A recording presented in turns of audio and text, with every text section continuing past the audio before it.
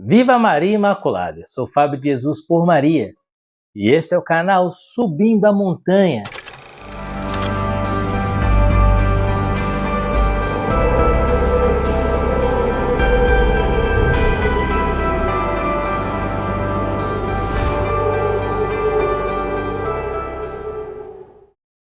Palavras de vida eterna, o pão da palavra no seu dia a dia.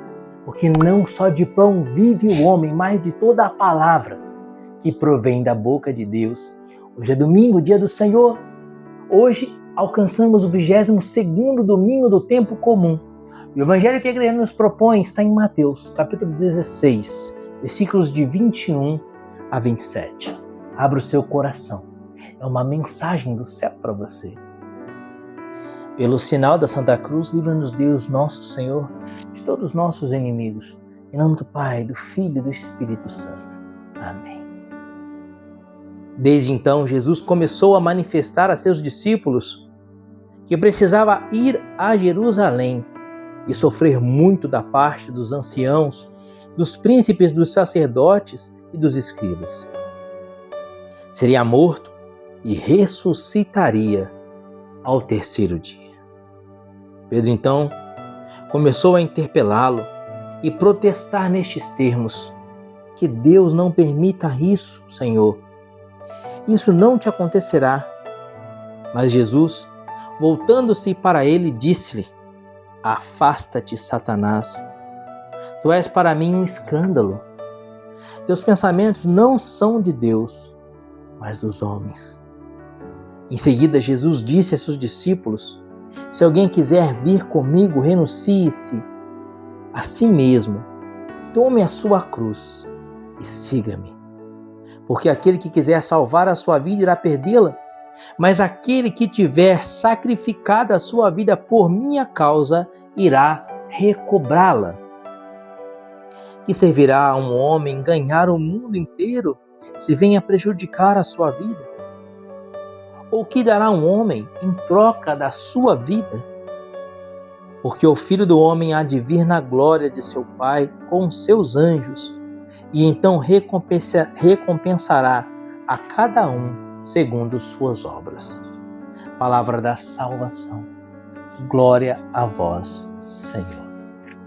Queridos, não sei se você recorda do evangelho que nós meditamos no domingo passado. No 21º domingo do tempo comum, domingo passado, Jesus perguntava aos seus discípulos: quem dizem os homens que eu sou? Os discípulos respondiam: uns dizem que tu és Elias, outros dizem que tu és João Batista. Então Jesus pergunta aos seus discípulos: e para vocês, quem eu sou? Pedro se levanta dentre os seus irmãos e diz: tu és o Cristo, Filho de Deus vivo. Jesus então exalta a São Pedro, dizendo: bem-aventurado és tu, Simão, porque não foi a carne nem o sangue que te revelou isso, mas meu Pai que está no céu. Por isso eu te digo, tu és Pedro, e sobre essa pedra edificarei a minha igreja, e as portas do inferno não prevalecerão contra ela. Deus exalta a São Pedro, diz que São Pedro era uma rocha, que sobre essa rocha ele haveria de edificar a igreja. Isso no domingo passado. Mas se você olhar aqui o Evangelho, é alguns versículos antes. O evangelho de hoje é Mateus 16, a partir do versículo 21. Esse evangelho que eu te falei, em que Pedro é exaltado por Jesus, é Mateus 16, versículo 18. 3 versículos atrás, Jesus exalta São Pedro. Diz que Pedro era uma rocha firme sobre a qual você poderia edificar a sua casa. A casa dele, a igreja. Que as portas do inferno não haveriam de prevalecer contra ela. Após exaltar a São Pedro, Jesus anuncia a sua paixão. Ele diz aqui a partir do versículo 21 que ele haveria de sofrer muito da parte dos homens, que haveria de ser crucificado, que haveria de padecer e morrer na cruz. Mais uma vez Pedro se levanta diante dos seus irmãos, toma a palavra mais uma vez e diz: Senhor, que não te aconteça isso. Querido, Pedro amava a Jesus. Pedro não queria ver Jesus sofrer. Aquelas pessoas que nós amamos, nós não as queremos ver sofrer. Quando Jesus anuncia a sua paixão a Pedro, a reação de Pedro é aquela reação que todos nós teríamos. Deus o livre. Que Deus bate com o pé na boca que a tua mão não chega, minha mãe dizia. Que Deus o livre e guarde dessa desgraça, que isso não aconteça, não é? Essa é a reação imediata de Pedro. A reação de Pedro não era a reação somente daquela pessoa, daquele homem. A reação de Pedro era a minha reação. Quando os sofrimentos nos apresentam, a nossa primeira reação é fugir do sofrimento. Nossa primeira atitude é fugir do sofrimento. De tal forma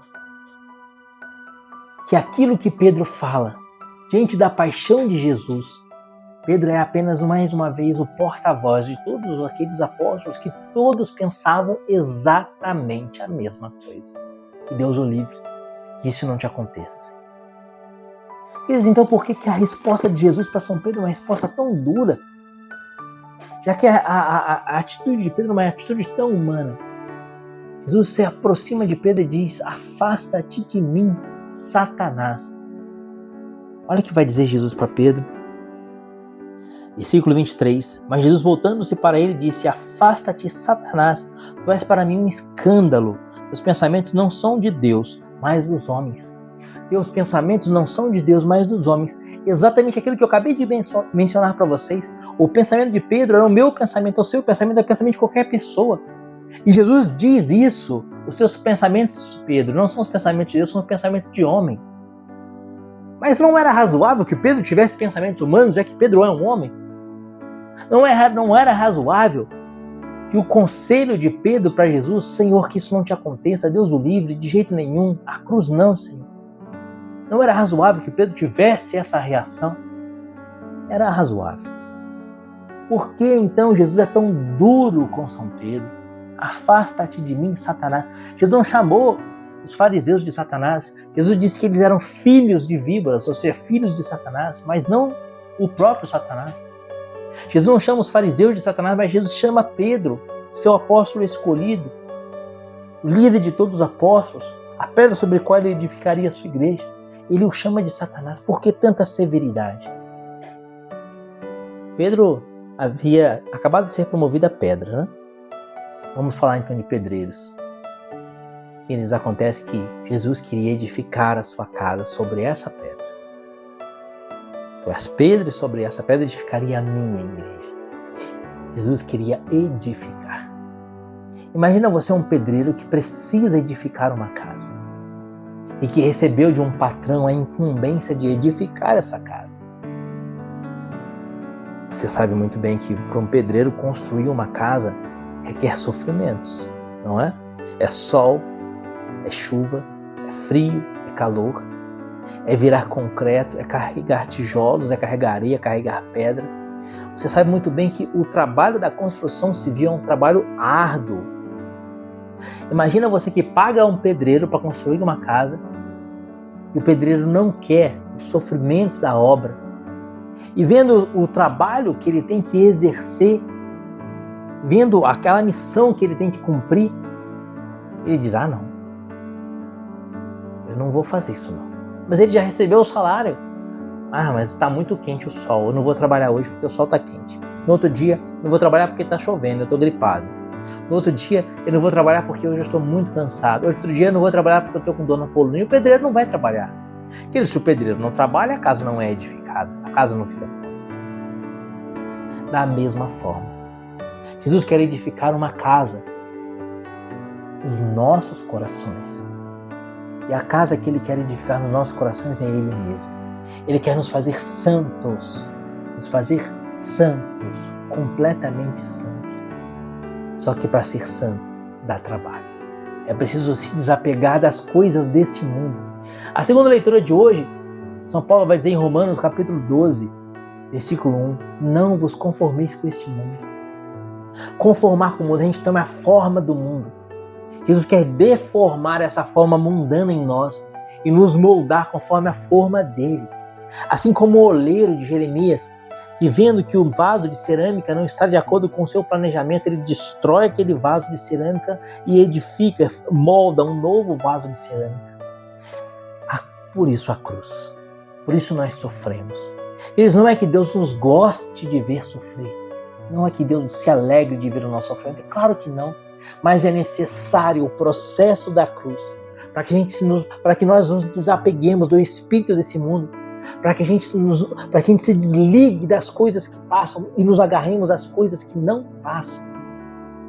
Infelizmente, estamos sujos pelo pecado e o Senhor precisa nos lavar. E isso requer sofrimento. Requer sofrimento. É preciso edificar a casa. Por isso Jesus vai dizer bem claramente, versículo 24. Em seguida Jesus disse a seus discípulos: se alguém quiser vir comigo, renuncie-se a si mesmo, tome a sua cruz e siga-me. Porque aquele que quiser salvar a sua vida irá perdê-la, mas aquele que tiver sacrificado a sua vida por mim irá recobrá-la. O pensamento de Pedro é um pensamento muito humano, mas é um pensamento que nos afasta da vontade de Deus. Aquele que é contra a vontade de Deus é o próprio Satanás. Por isso Jesus diz para Pedro: afasta-te de mim, Satanás. Jesus usa uma palavra forte para Pedro, para que Pedro entenda bem que fugir do sofrimento, que fugir da cruz, é fugir do projeto de Deus. E quem foge da cruz é o demônio. Para encerrar essa meditação, a cruz vai te visitar. Não que eu esteja desejando sofrimento para você, não é isso. A cruz visita a todos nós. Não existe pessoa humana que viva nesse mundo que não passe por sofrimentos. É por isso que a gente reza no Salve Rainha. Salve Rainha, Mãe de Misericórdia, Filha doçura e esperança nossa salve. A vós suspiramos, gemendo e chorando neste vale de lágrimas. Esse mundo é um vale de lágrimas. Os ricos sofrem, os pobres sofrem, os jovens sofrem, os idosos sofrem. Todo ser humano sofre. Todo ser humano há de envelhecer, adoecer e morrer. Todo ser humano passará pela cruz. Permita que essa cruz, na sua vida, seja um instrumento de santificação. Permita que a cruz nessa vida, na sua vida, permita que essa cruz seja como a cruz de São Dimas. Ao lado de Jesus existiam 2 homens crucificados. São Dimas, que a gente chama de bom ladrão, e o mau ladrão, Gesmas. Gesmas ultrajava, ofendia, agredia Jesus com palavras e dizia: se tu és o Filho de Deus, desce da cruz e faz com que desçamos nós também. Dimas sofria o mesmo sofrimento de Gesmas, mas dizia: Senhor, eu sofro por causa dos meus pecados, mas o Senhor sofre sem ter feito mal algum. Lembra-te de mim quando estiveres no teu reino. Todos nós sofreremos. Sofra como santos. Sofra construindo a sua casa, conforme a engenharia do projeto de Deus. E a engenharia de Deus é a sua santidade. Quando a cruz te visitar, não murmure, não reclame, não se desespere. Quando a cruz te visitar, 2 movimentos. Primeiro movimento, confiança em Deus. Deus está no controle. Por mais que a tempestade se agite a sua barquinha e pareça que sua barquinha vai afundar, Deus está no controle. Confiança em Deus. Primeiro ponto. Segundo ponto, lembre-se, por meio desse sofrimento, Deus está te salvando. Por isso, mesmo na tempestade, como dizia a música do Jean Jorge, mesmo na tempestade, mesmo que se agite o mar, te louvo, Senhor. Te louvo em verdade. Deixa Deus te salvar pela cruz. Que Deus te abençoe. E viva Maria Imaculada.